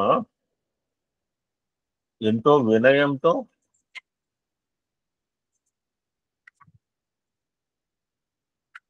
ధర్మగుణంతో విశాలమైన భావంతో స్వామి కొరకు వచ్చే వారిని ఆదరించేది. అతి చిన్న వయసులో భర్తను కోల్పోయిన వారిని చేరదీసి వారికి ధైర్యం చెప్పేది. వారు తమ కష్టాలను మర్చిపోయేట్టు చేసేది. ఎవరు కూడా వాళ్ళ కష్టాన్ని ఎవరు తీర్చలేరండి. ఆ లోటుని ఎవరు తీర్చలేం. మనం ఎవరు చిన్నపిల్లలు ఎంతో ఆప్యాయంగా ఎత్తుకొని లాలించేది.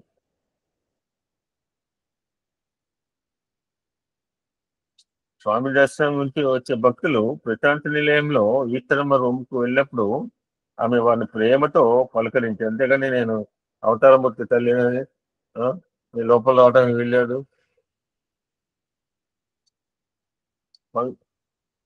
పవిత్రమైన విషయాలను బోధించింది. కొంతమంది నాలాంటి వాళ్ళు, అమ్మ పుట్టపర్తికి వచ్చిన చాలా రోజులైందమ్మా, డబ్బులు ఖర్చు అయిపోతున్నాయి. ఆ రోజుల్లో ఉన్న ఖర్చుకి ఆ రోజుల్లో లెక్కలు అనమాట. ఈ రోజుల్లో అయితే వేలకు వేలు కావాలి. స్వామికి చెప్పి ఇంటర్వ్యూ ఇప్పించమని ఎంతో ప్రాధాన్యపడేవాడు. ఇందాక ఏం చెప్పారు స్వామి? అడ్మిషన్ గురించి వస్తే నాకేం తెలియదు, పోయి ప్రిన్సిపల్ని కలవమనేవారు స్వామి. అంత కరాఖండిగా ఉండేవారు. అది స్వామి టిక్కు పెడితే మాత్రం ఖచ్చితంగా ఇవ్వాల్సింది. స్వామి టిక్కు పెట్టాలంటే మరి ఏ స్థాయిలో ఉండాలో విద్యార్థిని చూడండి. అప్పుడు ఆమె ఒకటే ఆన్సర్ చెప్పేది వాళ్ళకి, అమ్మా స్వామి చూడటానికి చిన్నవారే, నేను చెప్పినా మీరు చెప్పినా ఇంకెవరు చెప్పినా వినరు. మీ ప్రాప్తిని బట్టి మీకు జరుగుతుంది. స్వామి తత్వాన్ని బాగా గుర్తు చేసుకోండి అని చెప్పేది వాళ్ళకి. అది ఎలాగా నెమ్మదిగా.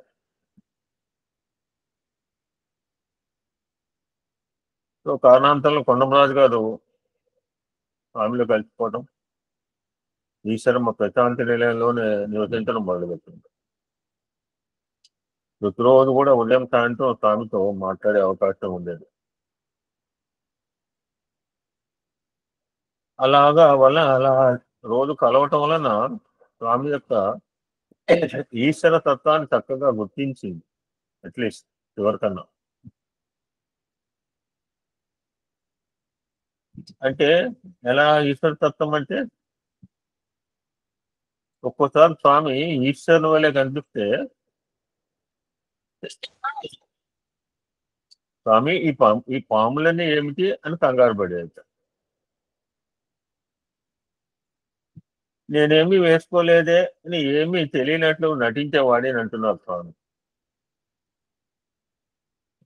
తర్వాత చూస్తే ఏమీ ఉండేది కాదు.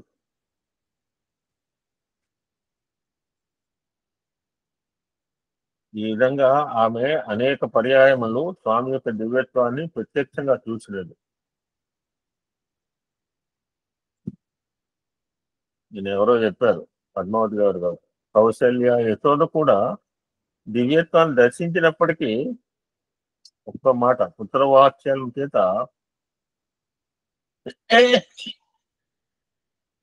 మాయ కప్పినట్లు జీవిస్తూ వచ్చారు అని స్వామి చెప్పారు అని ఆవిడ బాగా చెప్పింది. స్వామి చెప్పిన మాటే, ఎవడో చెప్పింది కాదు. ఇంకో సందర్భంలో వాళ్ళ మామగారు అంటారు ఈశ్వరమ్మ గారితో, ఈశ్వరమ్మ నీవేదో సామాన్యమైన స్త్రీ మాదిరి ఉంటున్నావు,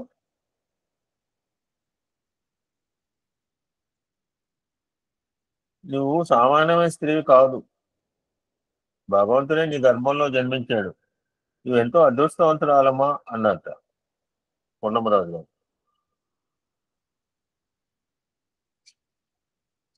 స్వామివారి కొండమరాజుకు అతని చివరి గడియల్లో తాను స్వయంగా అతని వద్ద ఉంటానని మాట ఇచ్చారు. The day had come. అప్పుడు కొండమరాజు గారు ఈశ్వరంతో, నేను ఇంకా ఉండను, భగవంతుడు తన మాట నిలబెట్టుకోవడానికి వస్తున్నాడు అని అన్నారు. ఏమిటి మామ, భగవంతుడు ఎక్కడున్నాడు, ఎట్లా వస్తాడు అమాయకంగా అడిగింది. డైలాగ్ చూడండి. ఏంటి మామ, భగవంతుడు ఎక్కడున్నాడు, ఎట్లా వస్తాడు? దానికి కొండమరాజు, పిచ్చిదానా, సత్యం నీ కుమారుడు అనే భ్రాంతిలో ఉన్నావా, అదిగో దేవుడు అని స్వామి ప్రవేశించగానే చెప్పారు. ఈశ్వరమ్మ స్వామి యొక్క మానవతాతీత శక్తులు చాలాసార్లు చూసింది, కానీ పుత్రవాత్సల్యంతో మునిగిపోయింది. అంటే ఈవిడ అదే తేడా అనమాట, కౌశల్య యశోద తేడదే. కొండమరాజు ఈశ్వరమ్మను కొంచెం నీరు తెమ్మన్నారు. స్వామి మోకాళ్ళపై తన తలను పెట్టుకొని ఆ నీటిలో తులసిదళం వేయమని చెప్పి ముందుగా స్వామిని కొంత త్రాగమని తాను తర్వాత తాగి ప్రాణాలు వదిలారు. ఇది నిర్వాణం అంటే. బుద్ధుడు నిర్వాణం చెందాడు అంటే బుద్ధుడు ఒక్కడే కాదు నిర్వాణం, ఇలా పోయిన వాళ్ళందరూ నిర్వాణం చెందినవాడు. ఆ తేడాలో కొండమరాజు పేరు రాస్తుంది.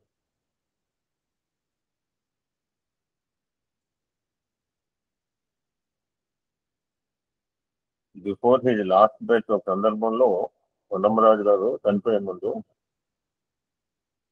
ఈశ్వరమ్మ స్వామి యొక్క ప్రభావము యావత్ ప్రపంచము ప్రాగుతుంది, ఈ ప్రపంచమే చాలా మార్పు చెందుతుంది. చేంజెస్ లా ఆఫ్ నేచర్, మార్పు సహజం కదండి, మనం మాత్రం ప్రకృతి మారుతుంది. వివిధ దేశాల వరకు ఇక్కడికి వస్తారు. జాగ్రత్త, మాయకులోనే నా కుమారుడు అనే భావానికి అవకాశం ఇవ్వవద్దు. స్వామి అందరివాడు, ఈ కుటుంబానికి మాత్రమే చెందినవాడు కాదు అని కూడా హెచ్చరించడం జరిగింది.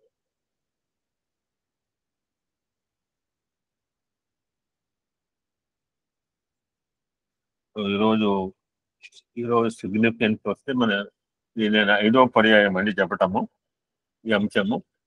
నా అదృష్టం ఈశ్వరాంబ గురించి అనుకునే సమయంలో వాసుదేవాంబ. ఈరోజు ఎవరైనా అంబే, మనకి ఎవరైనా అంబే, పేర్లు వేరు కాబట్టి అమ్మ ఒకటే. ఓం కుసుమపుత్రిక విద్మహే కన్యాకుమారి ధీమహి తన్నో వాసవి ప్రచోదయాత్. ఆమె కారణ జన్మరాలు, శక్తి స్వరూపి, కామిట వరదాత, ఆత్మాభిమానానికి త్యాగ నిరతికి నిలువెత్తు నిదర్శనం. రాజరికపు అరాచకత్వాన్ని అహింసాయుతంగా ధిక్కరించిన చీర వనిత, విశ్వసించిన వారికి మోక్షాన్ని ఇచ్చిన అపరపార్వతి. గోదావరి నది ఒడ్డున బ్రహ్మకుండం పవిత్ర స్థలి, అక్కడి సమీపంలో పెనుగొండ, తూర్పుగోదావరి జిల్లా తాడేపల్లి అవతల ఉంటుందండి పెనుగొండ. గోదావరి జిల్లా వాళ్ళు తెలుసు, గోదావరి జిల్లా వాళ్ళకి అందరూ తెలుసు పెనుగొండ అంటే. ఆ పెనుగొండ గోదా కన్యకా పరమేశ్వరి జన్మస్థానం. ఈ మధ్యనే నేను పెట్టాను, ఎవరు రాజులు పరిపాలన లిస్టు పెట్టారు. సుమారు 1000 ఏళ్ల కిందట వేంగి చాళుక్యుల కాలంలో జరిగిన తిరుగుబాటుకు వేదిక పెనుగొండ. ఆనాడు మాఘమాసం శుద్ధ విడియ గోదావరి నది ఒడ్డున నగరేశ్వరి స్వామి సన్నిధికి సమీపంలో 103 అగ్నికుండాలు మహోజ్వలంగా వెలుగుతున్నాయి.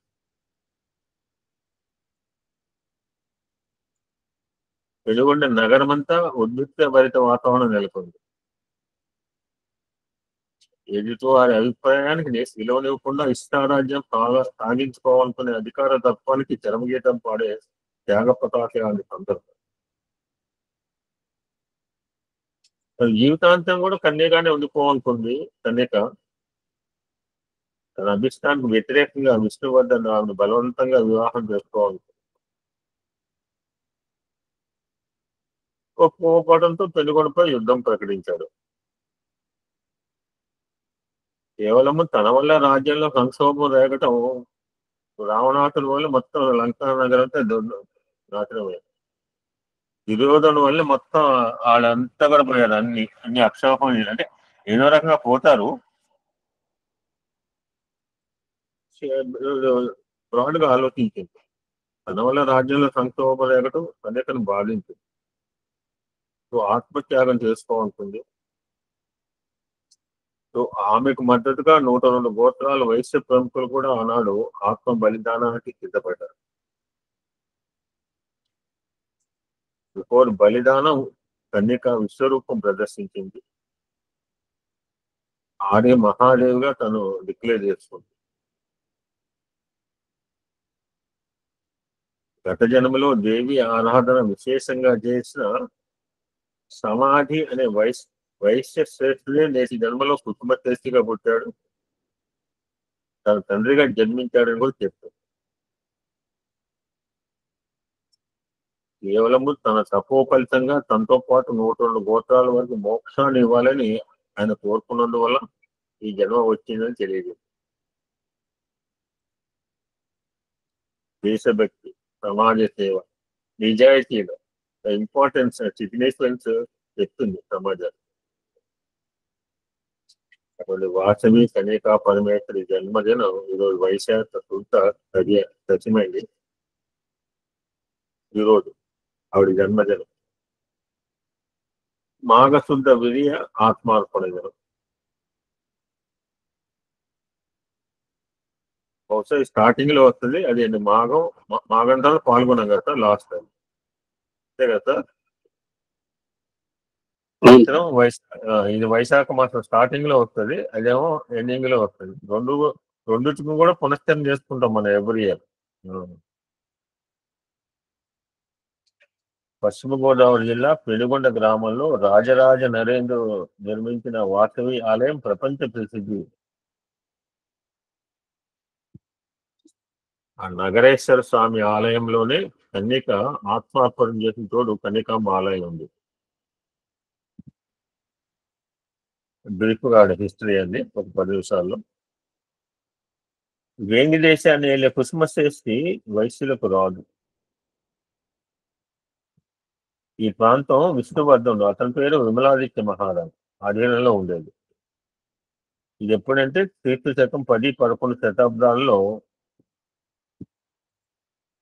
ఆ కుసుమశ్రేష్ఠి సుమారు 18 పరగణాలను పెనుగొండను రాజధానిగా చేసుకుని పాలిస్తూ ఉండేది. హైదరాబాద్ పరగణ మనకు తెలుసు, చాలా పరగణాలు ఉండేవి. తర్వాత మన భారతదేశంలో కలిసిపోయినాయి. ఎవరికి వాళ్ళు ఇండిపెండెంట్ గా హైదరాబాద్ మనందరికి తెలిసిందే. ఇటువంటి పరగణాలు చాలా ఉండేవి. ఆయన భార్య కుసుమాంబ ఆదర్శ దంపతులుగా మెలిగి ప్రశాంతమైన జీవనం గడిపేవారు. వారు శివుని అంటే నాగేశ్వర స్వామి యొక్క ఆరాధన వారి దైనందిన జీవితంలో ఒక భాగంగా ఉండేది. జనరల్ గా అందరికీ లాగానే వివాహం అయిన చాలా సంవత్సరాలు కూడా వీళ్ళకి దంపతులకు సంతానం కలగలేదు. రాజ్యానికి వారసులు లేక వారు చింతించేవారు. ఎన్ని ప్రార్థనలు చేసినా, నోములు చేసినా వారి కోరిక తీరలేదు. అప్పుడు వారు తమ కులగురువు అయిన భాస్కరాచార్యులను సంప్రదించగా, ఇది మనం గుర్తుపెట్టుకోవాలి, పుత్రక్రమేష్టి యాగము అంటే దశరథ మహారాజు మాత్రమే చేశారో మనకు తెలుసు. ఈ కుసుమశ్రేష్ఠి కూడా దశరథ పుత్రకామేష్టి యాగం చేశాడు. గుర్తు రాసుకోవాలి మన రికార్డులో. ఇందాక బుద్ధుడు నిర్వాణంలో కొండమరాజు కూడా నిర్వాణం చెందాడు. ఒక పవిత్రమైన కాలంలో వారు ఆ యాగాన్ని తలపెట్టారు. దేవతలు అనుగ్రహించి యజ్ఞ ఫలాన్ని ప్రసాదించి జస్ట్ లైక్ దశరథ మహారాజు దాన్ని ఆరగిస్తే సంతాన ప్రాప్తి కలుగుతుందని చెప్పారు. భక్తి శ్రద్ధలతో దాన్ని ఆరగించిన కొన్ని దినాలకి కుసుమాంబ గర్భవతి అయింది. అంటే ఒక అవతార పురుషుడు కానీ ఒక అవతారం అమ్మ కానీ రాబోతుంటే ఎలా ఉంటే మన స్వామి అప్పుడు చూసాం. ప్రతి అవతారంలో ఎలానే ఉంటుంది. ఆమె గర్భవతిగా ఉండగా అనేక అసాధారణ కోరికలు వ్యక్తపరిచేది.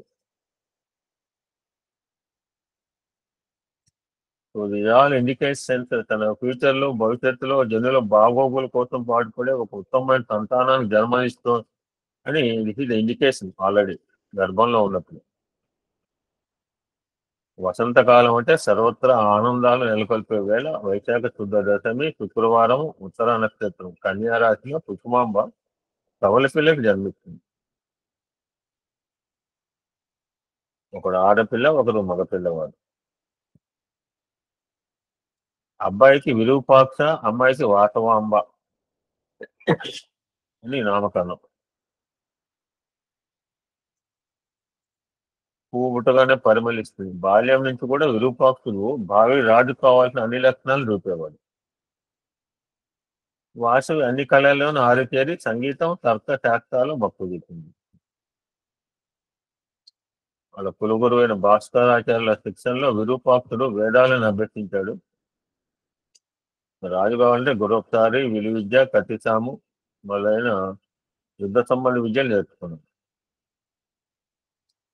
ఈ వాసవ్యము అన్ని రకాల కళలు 64 కళలు తర్కశాస్త్రాలు తెలివైన అమ్మాయిగా పేరు తెచ్చుకుంది. విరూపాక్షుడికి యుక్త వయసు రాగానే ఆలేరు, అయితే ఆలేరు అంటే తెలంగాణ ఆలేరు అనుకుంటుంది. జనగాం తర్వాత ఆలేరు ఉంటుంది. అటు రైలబోగలు తెలుసు. ఆలేరుకు చెందిన అరజీ శ్రేష్ఠి కుమార్తె అయిన రత్నావతిని వివాహం ఆడాడు.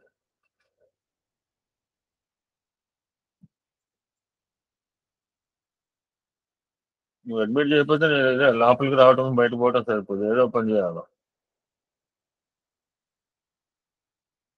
వివాహానికి విచ్చేసిన అతిథులందరూ ఇద్దరు పెళ్లిళ్ళ వాళ్ళు ఉన్నారనుకోండి. ఒక పెళ్లి కాగానే ఏమంటారు, ఏమంటారండి మనం ఇద్దరు పెళ్లిళ్ళ వాళ్ళు ఇంట్లో ఉంటే ఏమంటారు సార్ ఒక పెళ్లికి పోయిన తర్వాత? ఎవరైనా చెప్పండి సార్. రెండో పెళ్లి ఎప్పుడండి, రెండో పెళ్లి భోజనం ఎప్పుడు పెడతారు? త్వరలోనే వాత వివాహం కూడా ఇంత వైభవంగా జరుగుతుంది అని భావించారు.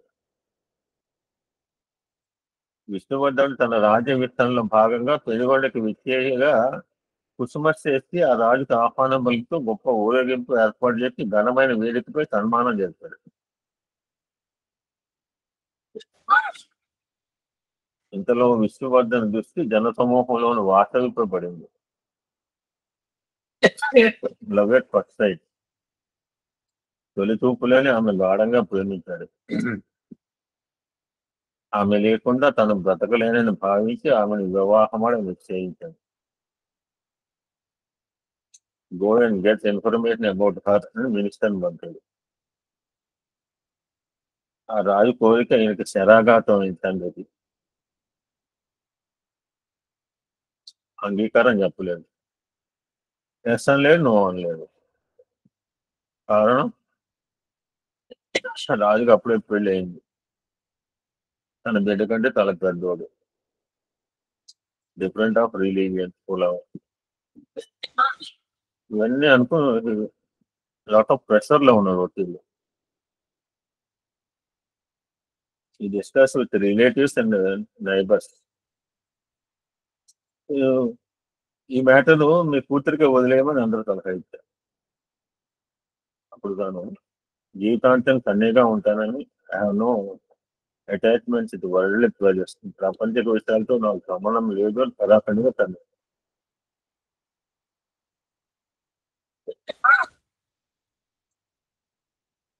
కుసుమ చేసి విషయాన్ని విష్ణువర్ధన్ కు మెసేజ్ చేశారు. తోకదొక్కిన పాములాగా కోపం వస్తుంది ఎవరికి. సైన్యాన్ని పంపాడు, బలవంతంగా తీసుకుని చెప్పాడు. ధైర్య సాహసాలకు గల వైశ్యులు సామధాన భేద దండోపాయాలతో ఆ సేనను తిప్పికొట్టారు.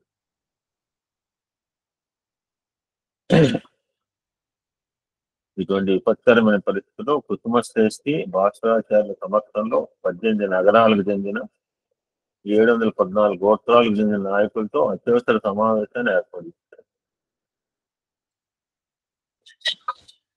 అంతమంది కలిస్తే ఏమవుతుందో తెలుసు, డిఫరెంట్ ఒపీనియన్స్ ఉంటాయి, భిన్నాభిప్రాయాలు వచ్చినాయి. 102 గోత్రాలకు చెందిన ముఖ్యులు మాత్రం పిరికివారు ప్రతిరోజు కవర్డ్ లైఫ్ మెనీ టైమ్స్ పోరాడి మరణిస్తే ఒకేసారి మరణం సంభవిస్తుంది. కాబట్టి పోరాటమే సరైన. 714లో 102 పోతే ఇంకెన్ని ఉంటాయి?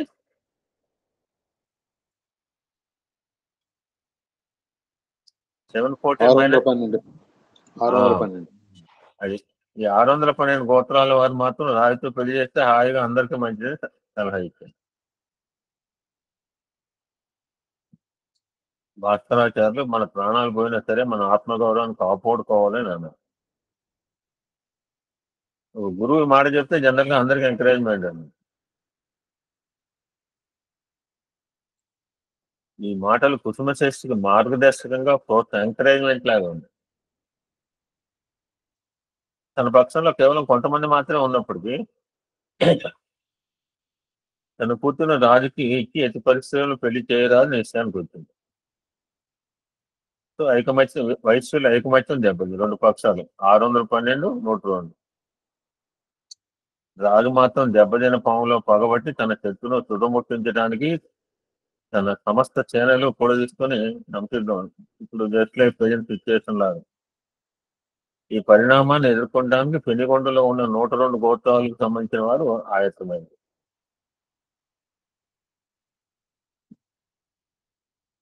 అప్పుడు వాసుదేవి వచ్చి అందరినీ ఉద్దేశించి స్పీకింగ్ లైక్ దట్, ఒక అమ్మాయి కోసం మనం అంతా రక్తం ఎందుకు చిందించాలి? మన స్వార్థం కోసం సైనికుల జీవితాలను ఎందుకు అర్పించాలి? సో యుద్ధం అనే ఆలోచన విరమిద్దాం, దానికి ఆల్టర్నేటివ్ గా ఒక కొత్త పద్ధతిలో పోరాడదాం. నాన్ వైలెన్స్, అహింసా విధానం, దృఢ సంకల్పం, పట్టుదల ఉన్నవారు మాత్రమే ఈ పోరాటంలో పాల్గొనగలరు. సో వాసవి చెప్పిన మాటలు తల్లిదండ్రులు అంగీకరించారు. కొంతమంది ఆయన ఫాలో అవడానికి రెడీ అయ్యారు. ఆ వాసవి సూచనలు అనుసరించి గోదావరి నది ఒడ్డున ఆ బ్రహ్మకుండం అనే పవిత్ర స్థలంలో ఆ రాజభటులు 103 అగ్నిగుండాలను ఏర్పాటు చేశారు. నగరం అంతా ఆ రోజు పండుగ వాతావరణంలో ఉంది. అప్పుడు వాసవి 1+102 నాతో మంటలతో దూకడానికి సిద్ధంగా ఉన్నారా? అది అందరూ ఎస్ అని చెప్పారు. ఎందుకంటే వాసవి దేవుని అంశంగా అయితే నువ్వు నీ నిజ రూపం చూపించమని అడిగారు చివరి. ఇలా కనుక చుట్టూ కొండల చుట్టూ ఏదో స్వామి ఆరాములో ఆమె నవ్వి తన నిజ స్వరూపాన్ని దేదీపమైన వెలుగులో చూపించి, నేను ఆదిపరాశక్తి ఆడమాదేవి యొక్క అవతారాన్ని అని చెప్పింది. ధర్మాన్ని నిలపడానికి, స్త్రీల గౌరవాన్ని కాపాడటానికి, విష్ణువర్ధన అంతం చేయటానికి, వైశ్యుల యొక్క ఔదార్యాన్ని ప్రపంచాన్ని చాటడానికి కలియుగంలో నేను జన్మించానని చెప్పి. ఫర్ ఎగ్జాంపుల్ గా సతీదేవి తనకి జరిగిన అవమానానికి ప్రతిగా చితి మంటల్లో దూకినట్టుగా నేను కూడా అగ్నిలో దూకి పుణ్యలోకాలు చేరుకుంటానని చెప్పి. ఇందాక మనం ముచ్చరించగా అది గత జనం సమాధి అని గొప్ప ముని ఫాదర్ ఏదే కుసుమశ్రేష్ఠి. ఇప్పుడు ఆయన 102 గోత్రాలు చెందిన బంధువులతో సహా మోక్షాన్ని కోరాడు. I provoked you for this త్యాగ. విధంగా దేశభక్తి, నిజాయితీ, సమాజ సేవ కారణం. ఎప్పుడైతే ఆ నోటి నుంచి పవిత్ర వాక్యులు వెలువడగానే దేవి మానవ రూపంలో ప్రత్యక్షం. ఇప్పుడు వాళ్ళంతా తమ ఇష్టదైవాలు తలుచుకుని అగ్నిగుండాలో దూకారు. అక్కడ విష్ణువర్ధన్కి ఎంత బ్యాడ్ సిమ్టమ్స్ ఎదురైనాయి. సో ఏం జరిగిందో అంతా చెప్పారు. ఆ రాజు హృదయం మొక్కలైంది, రక్తం కక్కుని అక్కడే మరణించారు. వాసవి చేసిన ఆత్మత్యాగం, విష్ణువర్ధన్ మరణం మొత్తం అంతా తెలిసిపోయింది, మారుమోగిపోయింది. ఆ విధంగా విష్ణువర్ధన్ యొక్క చర్యలను ఖండించి ఒక నూతన శకానికి నాంది పలికిన వాసవి ఆమె అనుచరులను కొనియాడారు. ఇప్పుడు ఆ విష్ణువర్ధన్ కుమారుడు ఒకడున్న రాజనరేంద్రుడు వెనుగొండ పట్టణానికి వచ్చాడు. ఈ వాసవి బ్రదర్ విరూపాక్షుడు. సోదరా, గతం నేర్పిన అనుభవాలు పాఠంగా మనం భవిష్యత్తు నిర్మించుకున్నాం. మహారక్తపాతం జరగకుండా వాసవి మనందరినీ రక్షించింది. ఆమె అహింసా సిద్ధాంతం ఉత్తమ ఫలితాలు ఇచ్చిందని భౌతిక కాంప్రమైజ్. విరూపాక్షుడు భాస్కరాచార్య చెప్పిన విధంగా కాశీ, గయాన క్షేత్రాలు, పుణ్యక్షేత్రాలు దర్శించాడు. పెనుగొండ పుణ్యక్షేత్రంగా చేయడానికి అక్కడ 101 గోత్రాలు గుర్తుగా శివలింగాలను ప్రతిష్ఠించాడు. నరేంద్ర వాసవి గౌరవార్థం ఒక విగ్రహాన్ని ప్రదర్శించాడు.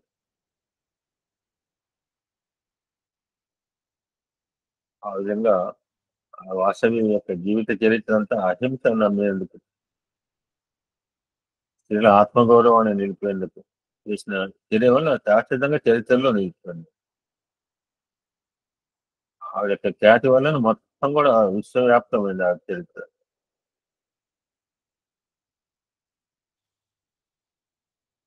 ఓం శాంతి శాంతి శాంతి. సమస్త లోకా సుఖినో భవంతు. లోకా సమస్త సుఖినో భవంతు. ఓం శాంతి శాంతి.